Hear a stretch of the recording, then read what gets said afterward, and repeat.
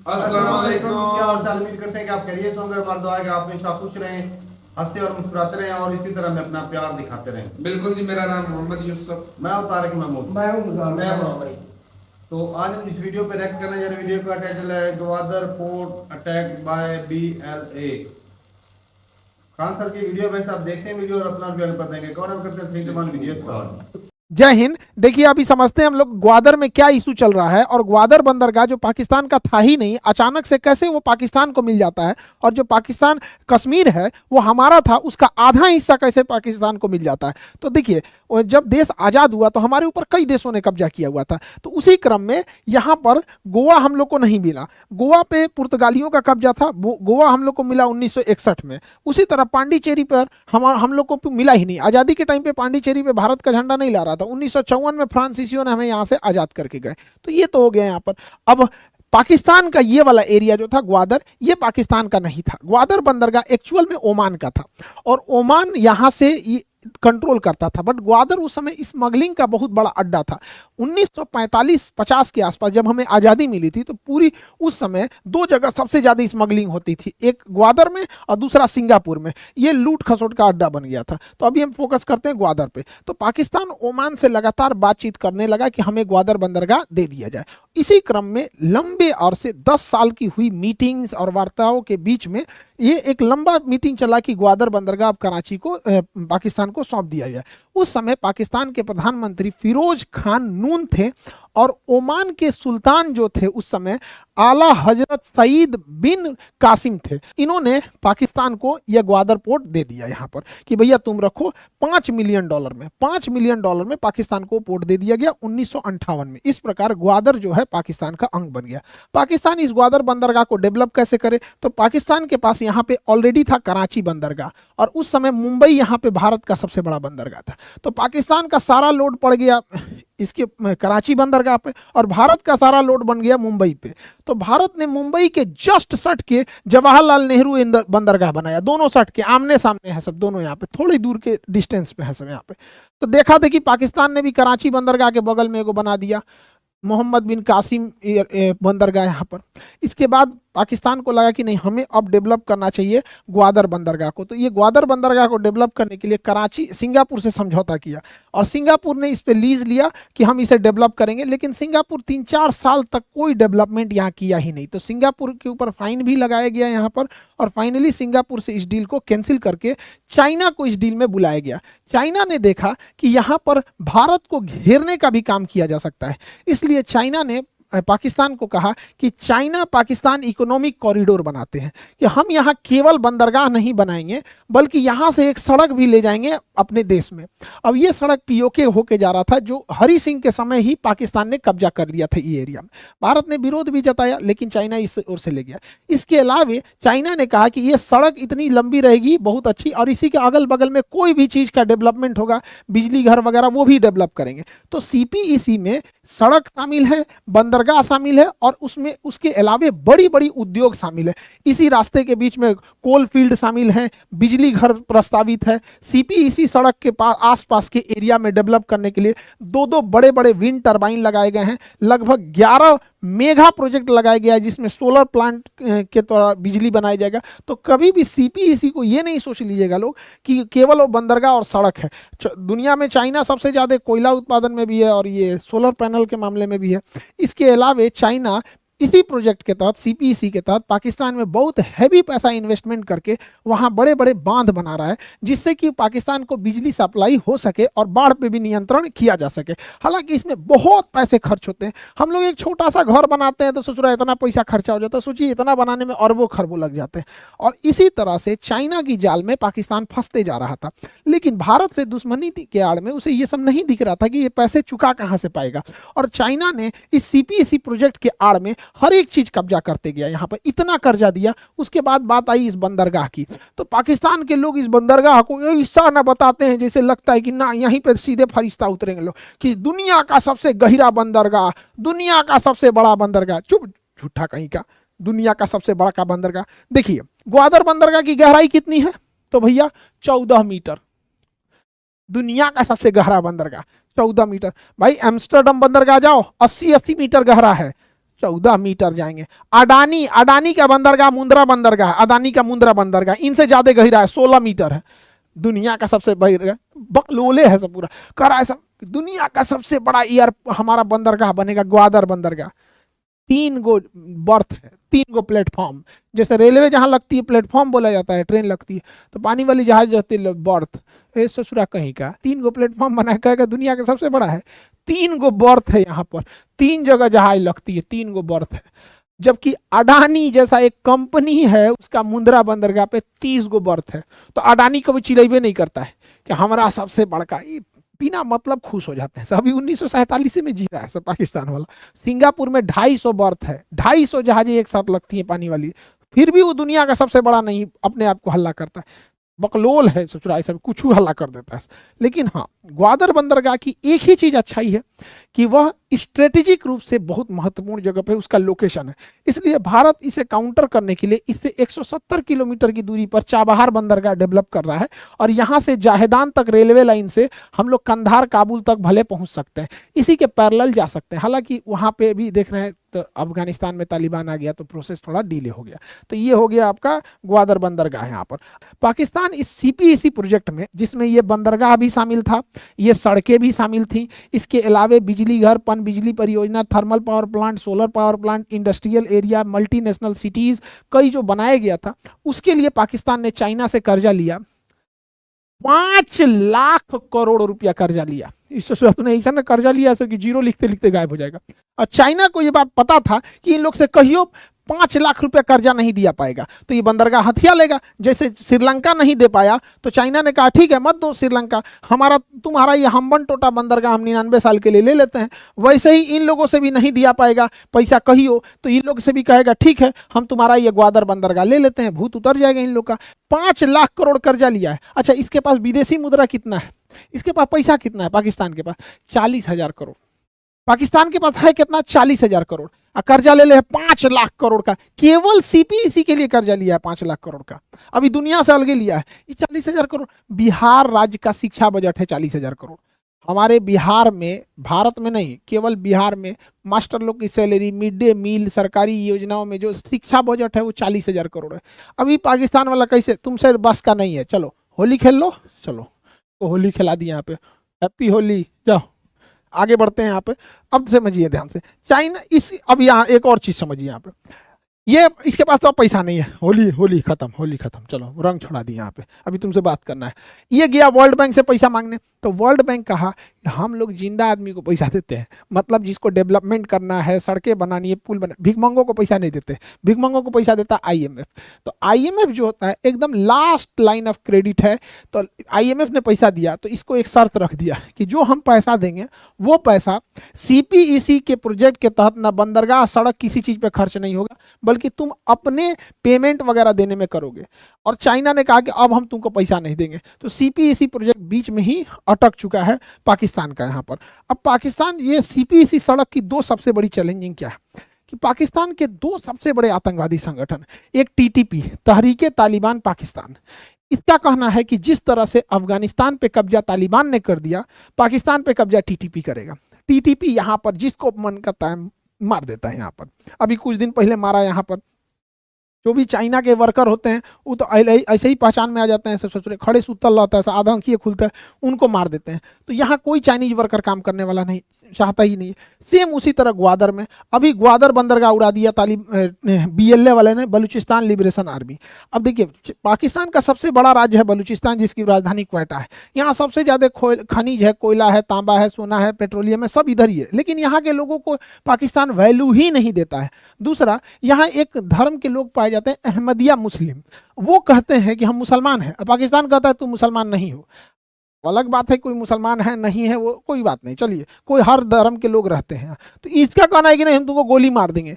अरे भैया वो अहमदिया है तो तुम गोली काहे मार दोगे, तुम्हारा मन है मत मानो उन्हें यहाँ पे, तो गोलियां मार देते हैं सब। तो वो सब मिल के धो दिया सब, अभी उड़ा दिया है सब, ग्वादर बंदरगाह उड़ा दिया है सब, कोई पानी वाली जहाजें नहीं जा रही है। 3 गो तो प्लेटफॉर्म पे से मार के एगो उड़ाइए दिए यहाँ पे, बताइए यहाँ पे। तो ये दोनों भाई लोग, तुम लोग बहुत अच्छा काम कर रहे हो भाई। देखो हमरे दुश्मन का दुश्मन, तुम्हें कोई दिक्कत उक्कत होगा तो हमारे इधर नहीं आना जी, उधर ही निपट जाना यहाँ पे। तुम लोग तो और खतरनाक है, किसी का नहीं है सभी सब।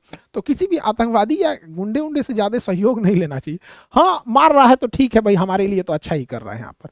हम लोग को मारना रहेगा तो सेना लेके जाएंगे यहाँ पे। लेकिन टीटीपी और बीएलए ये नाक में दम कर दिए सब पाकिस्तान के। चाइना यहाँ से भाग गया, उसके पूरे वर्कर भाग गए यहाँ से, कहेंगे हम यहाँ ड्यूटी नहीं करेंगे। और चाइना का ये सीपीईसी प्रोजेक्ट 200% फेल हो गया यहाँ पर। और चाइना में अभी रिसेशन चल रहा है, वहाँ पैसा ही नहीं है। लगभग चाइना को रिकवर होने में 3 साल लगेंगे, और 3 साल में ये प्रोजेक्ट पूरी तरह से तबाह हो जाएगा। तो ये तो हो गया भैया चाइना का हाल। चाइना आखिर यहाँ आया क्यों था, चाइना का इतना पैसा डूबा क्यों? एक्चुअल चाइना का यहाँ बहुत बड़ा प्रॉफिट था। चाइना अगर यहाँ से आता, यहाँ से, तो यहाँ से जब वो पेट्रोल लेके जाता था तो चाइना को एक लंबी दूरी तय करनी होती थी, और यहाँ भारत से होके जाना था। भारत यहाँ इसको आराम से धो देता है, यहाँ अंडमान निकोबार में धोता है, यहाँ नीचे धो देता है यहाँ पर।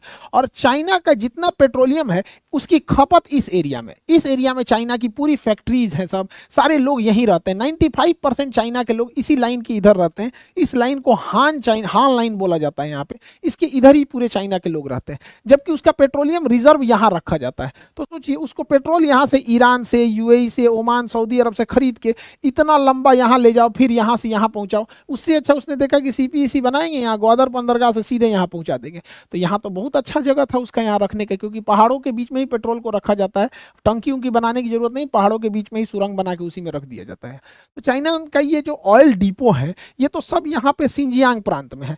अगर भारत यहाँ से अटैक कर दिया तो पूरा फ्यूले उड़ जाएगा। तो भारत ने क्या किया, इस सिंजियांग प्रांत में चाइना का जो ऑयल डिपो है इसको काउंटर करने के लिए तजाकिस्तान में एक सैन्य अड्डा ले लिया। तजाकिस्तान में हमारे सैन्य अड्डे का नाम है आइनी हवाई अड्डा। आइनी या इसी को गीसर कहते हैं या हिसार कहते हैं यहाँ पर। यहाँ फॉरखोर एयरबेस नाम है यहाँ पे। यहाँ पे हमारी वायुसेना है यहाँ पर, और यहाँ से वायुसेना अगर अटैक कर दी तो सारा इनका फ्यूल सिस्टम की सप्लाई ये तहस नहस हो जाएगी। तो ये तो हो गया, हम लोग इंटरनेशनल लेवल पे हमेशा ये समझिए कि एक तरह का छुपा छुपाई के खेल होते रहेगा। कभी चाइना काउंटर करेगा, कभी हम करेंगे यहाँ पे। लेकिन चाइना थोड़ा पैसे से मजबूत हो रहा है यहाँ पे, टेक्नोलॉजी वाइज में भी। तो ये तो एक इंडिया के बाहर की ये सब सिनेरियो है कंडीशन में। अब बिहार में सिनेरियो देखिए, बिहार में बीपीएससी ने टीचर की परीक्षा कराई, टीआरई 1, टीआरई 2, टीआरई 3। टीआरई 3 की परीक्षा होने से पहले ही उसका आंसर आ गया बाहर। उसकी जांच हुई तो पेपर लीक की यूपी से जुड़े तार प्रयागराज, वाराणसी और लखनऊ में लिंक मिला। अब झारखंड में भी पेपर लीक हो गया जेपीएससी का, उसका लिंक देखिए कहाँ, बंगाल मिल रहा है कि उड़ीसा मिल रहा है। ये क्या हो रहा है, होड़ तोड़ लग रहा है। यूपी ने कहा कि पेपर लीक होता है, देखो यूपी आरओ का, यूपी पुलिस का, बिहार में भी लो टीआरई 3 और बिहार पुलिस। उधर झारखंड भी क्यों पीछे रहे? अब बिहार में जांच कर रही है इस पेपर की ईओयू, इकोनॉमिक अफेंस यूनिट, ये बिहार का ईडी है एक तरह से समझिए। तो इसने क्या किया, बीपीएससी के अधिकारियों को पकड़ लिया कि अधिकारियों ने ही अपने पेन ड्राइव का कोड दिया था। ये बताओ भाई अधिकारी लोग, आप लोगों से हाथ जोड़ के विनती है कि विद्यार्थी बड़ी मेहनत से पढ़ाई करता है, हम लोग को भी बड़ा थक जाते हैं लोग पढ़ाते पढ़ाते, चाहे जैसा हो, मन रहे पढ़ाने का, तबीयत ठीक रहे ना रहे, रोजा में आदमी झूल जाएगा ना तो ऐसे झुक के पढ़ाएगा टेक लेके कि हाँ बच्चों पढ़ो। और बाद तुम लोग ऐसा अधिकारी जो ऐसा रद्द करके पेपर निकाल बाहर कर दे तो मनोबल टूट जाता है यहाँ पे। यूपी का भी यही हाल था, एआरओ का भी पेपर लीक हुआ था। खैर अभी तो यूपी पीसीएस का जो एग्जाम था उसको तो जुलाई में पोस्टपोन कर दिया गया, चुनाव के मद्देनजर इतना ज़्यादा बीच में था। यूपीएससी को भी पोस्टपोन किया गया, जून में लेके गए लोग यहाँ पर।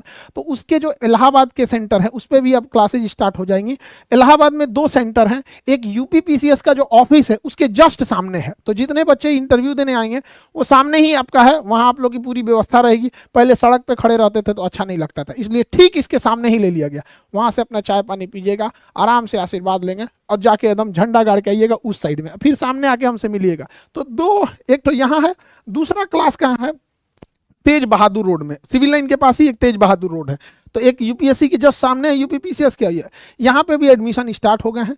लेकिन बाबू लोग जो इलाहाबाद सेंटर पे है वहाँ पे इतनी भीड़ मत लगा दो लोग, वहाँ से सेंटर से कॉल आ रहा है कि सर यहाँ पर कंट्रोल नहीं हो पा रहे हैं। बाबू मेरे, वहाँ पर हम लोग परेशान हो जाएंगे सेंटर को लिए, जब बताएंगे तभी वहाँ जाएंगे लोग, इलाहाबाद के जितने लोग। बाकी हम सारे चीज़ों को आप लोग को, इलाहाबाद में भी यूपीपीएससी का है, आरओ का है और यूपीएससी का, सारे चीज़ों का क्लास स्टार्ट कर देंगे। और देहरादून में एनडीए वाले, देहरादून में एनडीए से एयरफोर्स वाले लोग, पटना में तो है ही आपका ऑनलाइन है ही, देहरादून में सजदारा रोड में ये कोचिंग है, सजदारा रोड में। तो आप देहरादून में जाएंगे जब वहाँ पर, तो सजदारा रोड में आपका एनडीए का भी क्लास हो रहा है।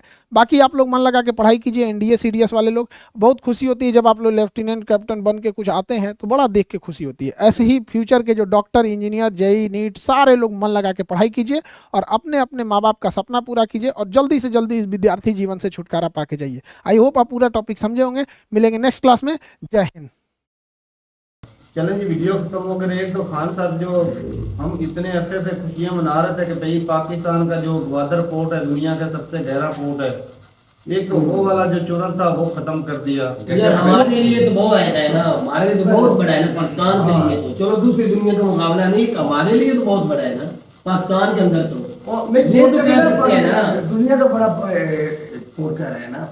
तो यार चलो किसी ने बोला होगा, इन्हें हम कह रहे हैं भाई खान का झूठ बोल रहे हैं। वो अडानी के पोर्ट पे 30 जहाज एक टाइम पे लगते हैं, हमारे यहाँ जिनका सामान उतरता है, तो हमारे यहाँ पे सिर्फ 3 लगते हैं।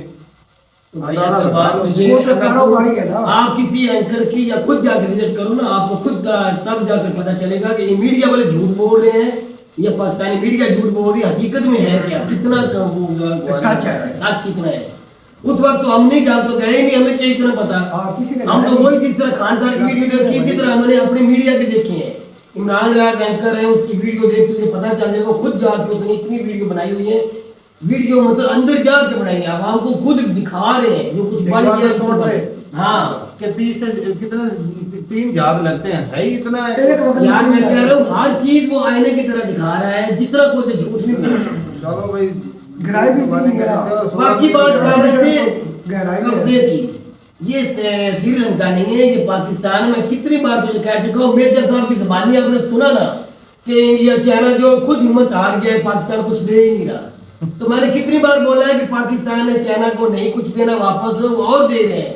ये तो खान साहब तो कह रहे नहीं दे रहे, चाइना खुद मदद कर रहे हैं इनकी। अच्छा, चाइना जो खुद मदद कर रहा है तो ये IMF के पास क्यों जाते हैं बार बार? चाइना इसलिए करता है आप उनके चुंगल से निकलो, उधर ना जाओ, हमारी तरफ भी IMF के पास तो ये लेकिन आर्मी चीफ की मजबूरी उधर जाना मेरे बेटे, आर्मी चीफ की मजबूरी है। हाँ, ये भी है कि अमेरिका की तरफ झुकाव रहता है। हाँ जी, ये दोनों तरफ भी खेल रहे हैं, चाइना की तरफ भी खेल रहे हैं, अमेरिका की तरफ भी खेल रहे हैं।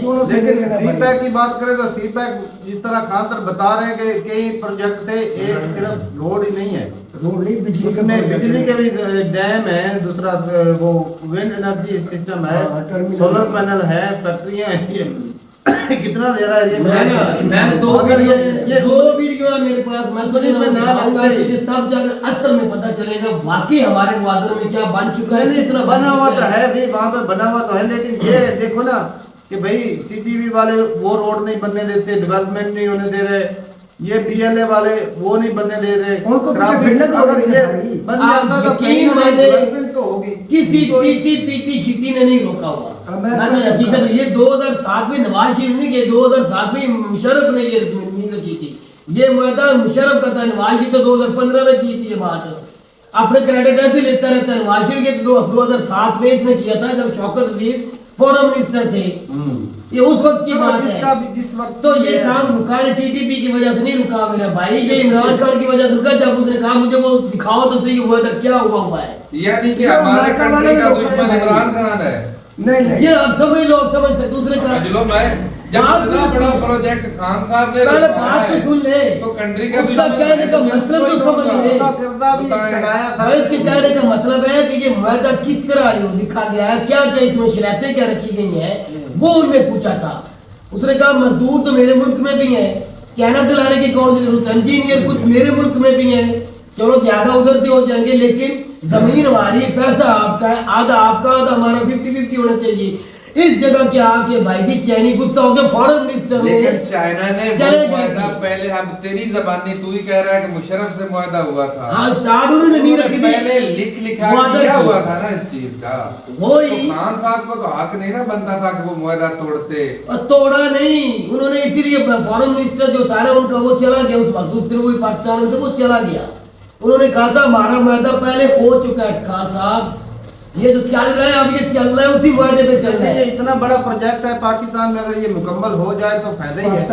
तारक मेरी बात लिख ले, बिल्कुल। ये मुआहदा इंडियन का है, अमेरिकन का है, जो मर्जी कर ले। मैं बड़े वसूख के साथ कह रहा हूँ, मैं कसम उठाना नहीं चाहता, ये दुनिया भी रोक ले, ये मुआहदा हो गया, ये पूरा मुकम्मल भी अब होना ही होना है, इससे कोई रुकवा नहीं सकता। ना ये इंडिया का मुआहदा है ना किसी का, ये पाकिस्तान का था और है और रहेगा। इसमें इंडिया को कुछ नहीं मिलेगा, चाइना भी भाग के जाएगा, चाइना फायदा लेगा। अगर चाइना आपकी अपनी डेले बैर करेगा तो हम निकाल देंगे चाइना के डेले। चाइना यहाँ से ग्वादर से कुछ उठा के नहीं लेके जा सकता। चाइना को कर्जा किया पाकिस्तान ने वापस, कभी क़यामत का दिन भी नहीं करेगा। ये पाकिस्तान की जगह पाकिस्तान इस्तेमाल करेगा, इसको पाकिस्तान को भी फायदा, चाइना को भी फायदा। चाइना ने लंबी गेम खेली हुई है। और अमेरिका ने ये इंडियन मेरे भाई हमेशा कहते हैं पाकिस्तान को फायदा नहीं, पाकिस्तान को भी उतना ही फायदा हो, याद रख लेना। चाइना को कुछ और फायदा हो ना हो, पाकिस्तान से कर्ज वापस हो ना हो, उसका रास्ता तो कम है भाई लेना रास्ता है। अपना जो पेट्रोल मेन ये रीजन है। पेट्रोलियम मसनूआत जो वो ले रहा है, जो खान साहब को दिल का नक्शा बना दिया ना, वो लंबा पैंडा पड़ता था वो खत्म किया है। हाँ। और इसमें चाइना को डबल फायदा है, उधर से भी बचत होगी और इधर से भी फायदा हो गया। बिल्कुल।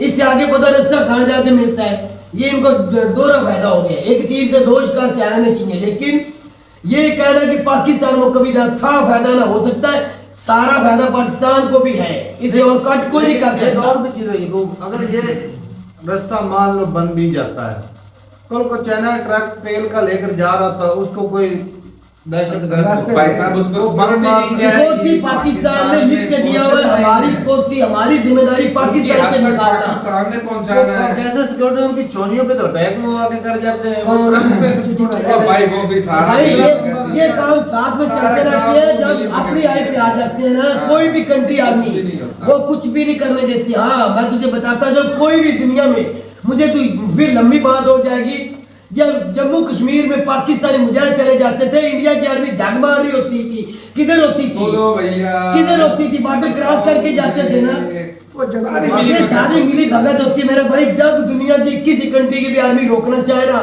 कोई भी मुलवस नहीं हो सकता, कोई अंदर नहीं जा सकता, ये मिली भगत होती है। जब पाकिस्तान आर्मी चाहेगी, ये टीटीपी की औकात ही क्या है, पाकिस्तान झटके में मसल के रख देगा, जैसे अफगानियों को अभी रखा है। गड़े की मछली है। जब चाहे इनको पकड़ सकते हैं, ये इन्होंने खुद डील दी हुई है, डॉलर लेते हैं, अमेरिका से भी लेते हैं, इधर से भी लेते हैं अपना। चलो वो तो डॉलर वाली बात। अब ये बताओ, हेलो, ये खान सर ने शहबाज शरीफ की दाढ़ी क्यों बनाई भाई? ये जाती है, दुख हुआ मुझे इससे। खान साहब से हम हाथ जोड़ के मिन्नत करते हैं, सर हमारा वजीर आज़म हमारे प्राइम मिनिस्टर साहब है, बहुत ही शरीफ सर इन जैसा हमारी पाकिस्तान की हिस्ट्री में कोई शरीफ वजीर आजम नहीं आया। ये शरीफ है, शरीफ था। अच्छा ऊपर से है भी शरीफ खानदान। यकीन माने, जब भी कोई गलती होती फौरन माफी मांग लेते हैं। माफी भी मांग लेते हैं, और जो आका कहते हैं वो मानते भी हैं। वो जरूरी है, हाँ ये जी। तो जरूरी है। अच्छा उन्होंने कहा आपने किसी मुल्क में इस महीने रमजान में जाने की कोशिश बैर नहीं करनी, इनका दिल था सऊदी अरब जाने, इस रमजान के महीने में उन्होंने रोक दिया कि मैंने जाना है, आपने नहीं जाना। उन्होंने कहा सर आका जो आप कहेंगे वही होगा। वो चलेगा, ये बैठे हैं। चलो मानते, ताबेदार है कि नहीं? हैं भाई, ताबेदार है खान साहब, माजरत के साथ इस शख्स को कुछ ना कहो। चले जी, ये शरीफ ये इंसान तो बात है। होगी क्लियर। बाकी भाई साहब जो पेपर लीक होने वाला नहीं, भाई, ना। ये इंडिया में बहुत तो कोई खतरनाक है, खराबी क्योंकि नहीं है। इसमें पता क्या होता है, जो पैसे दे के भाई या अगर मौजूद आई बैठा होता है ना, यार मौसम को बात छोड़, बात ये भाई साहब कि अगर कोई हर बच्चा भाई कोई ऐसे गरीब तबके से भी आते हैं जो भाई साहब बहुत गरीबी से निकल के वो इतनी मेहनत तारक करते हैं, साहब, बड़ी मुश्किल- गरीब अमीर का तो मसला ही नहीं है भाई साहब बड़ा मसला ये- है। नहीं, जब पैसे वाला उस पेपर चीज़ भाई से- गरीब इतनी हाँ। मेहनत करके आता है। पैसे वाला गरीब पैसा- अमीर का इसमें मसला नहीं, ये स्टेट की जिम्मेदारी है कि वो अपने जो पेपर हैं उनको साफ शफाफ, ये तो फिर पाकिस्तान लीक होने ना दें। लीक हो गए तो पाकिस्तान में ये आए हमारी नहीं होता है। जिम्मेदारी है भाई, क्यों बिल्कुल, होने दे रही है? वहाँ के जो मिनिस्टर होने है दे रही है तो अक्सर- गरीबी अक्सर- अमीरी का फर्क निकल कर अक्सर- सामने आ रहा है। अक्सर दो मुल्कों में खबरें है भाई। निकल आती हैं कि पेपर लीक हो गया, पेपर अक्सर क्यों कई- होने- अच्छा इनका कंट्रोल किसका इनके ऊपर? वो भाई वो स्टेट के जो मिनिस्टर है उनका नहीं, बोर्ड वालों का नहीं। एजुकेशन का जो मिनिस्टर उसका हाथ बनता है कि जान पड़ताल करे क्यों लीक होते हैं या क्यों करवाए गए या हुए हैं, इनकी जान पड़ताल उनको करनी चाहिए। वो गरीब बच्चे जो गरीब माँ बाप करके पढ़ के आते हैं, मेहनत करके, उनका हाथ क्यों मारा जाता एजुकेशन है? वाले बोर्ड वाले ना आम इंसान होते हैं और उनकी तनख्वाह जो है हजारों में होती है, लाखों में। तो तारक साहब इसका हरगिज मतलब नहीं किसी की मेहनत जाया कर दी। अक्सर वो जब उनको 2 करोड़ रुपया दो तो वो उनके मुंह से राल टपका नहीं। उन्होंने- तो फिर ये मैं कहना जरूरी समझूंगा। जब अच्छा, हमें उनके मेहनत मुंह से कर- राल पाकिस्तान में अलफ से लेकर ये तक, ए से लेकर जेड तक तमाम तर खराबियां हैं, हैं, मानते हम हैं। अब मेजर साहब को यहाँ पर नहीं दिखेगा, खान सर ने तो वाजा वाजा नहीं, जहाँ पर भी कई दफा पेपर लीक मेजर होते साहब हैं। क्या कहते हैं? पाकिस्तानी हमने पैसे कहा देके A to Z मुल्क पाकिस्तान में खराबियां हो सकती हैं, लेकिन ये इतना बड़ा ब्लंडर यार, सारा एजुकेशनल सिस्टम जो है इससे तबाह बर्बाद हो खराब हो रहा है। इससे तो फिर ये ना कि भाई पैसे कोई लेके- हमें कोई सुनने को आता है ना आईपीएस ऑफिसर जो है वो अपनी मर्जी के कि रखेंगे। इतने स्टूडेंट ये ने साबित हो आके रहा है। फांसी लगा ली, हाँ, फिर बेचारे गरीब क्या करें, वो ना करें, स्टूडेंट क्या क्या करें? करते हैं, उनको भागने जिनकी का भाई। सालों की एक मेहनत है। जिंदगी का एक टुकड़ा यार एक टुकड़ा बंदा है, सारी वो जिंदगी जाया मेहनत होता है। करके आता है, एक वक्त लास्ट दिन जब आते हैं, एग्जाम आ जाती है, उसके साथ ज्यादती हो जाए, दुख नहीं लगेगा? जो नया कम हो गए और हाँ। जिसने पेपर जो अच्छे से याद किया होगा उसके पास तो भाई साहब क्वेश्चन पेपर होता है, उसने A to Z सेम कर देना, उसके तो मैं कहता हूँ 100 से 80-90 नंबर पक्के पक्के आएंगे। आएंगे। हाँ। और वो कंट्री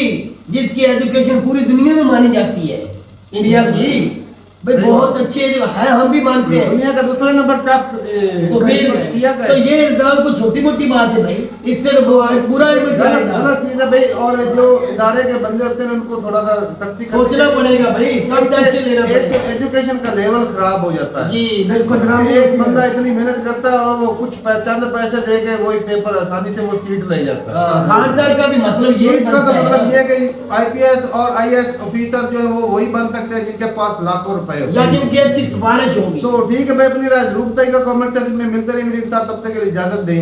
अल्लाह हाफिज।